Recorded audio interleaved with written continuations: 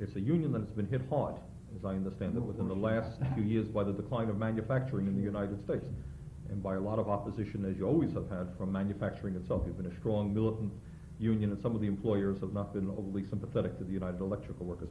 What are you seeing in terms of how workers, is there a demoralization now among workers?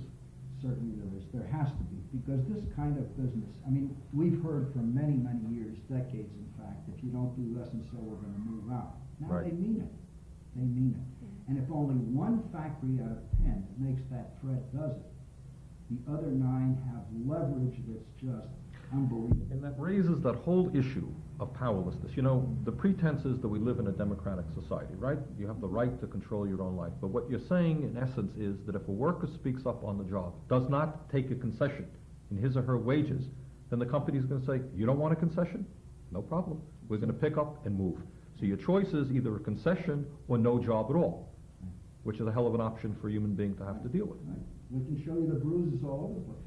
For, you know, within 3 days after the election, I'm not picking on General Motors just gratuitously, they announced the closing of 11 major plants within 3 days after the election. Coincidental, no doubt. Coincidental, no doubt.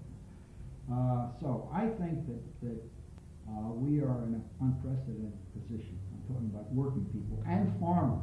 Sure. Certainly. Sure. You know, it's a funny, again, you talk about living in a democratic society, but what does that mean when your job is, where is the rights? What can one say? Who can one vote for? Because in this instance, it seems clear to me, all of the power rests with a corporation that looks at the bottom line and says, hey, we can make more money by shutting down. And the workers have, although many of these people for GM probably have worked in those plants for, 20, 30, 40 years, their entire lives, they have had no say. They walk into work one day and there's a press conference and they're gone. Again, we saw that here in Vermont. Not very long ago in terms of what happened in Goodyear.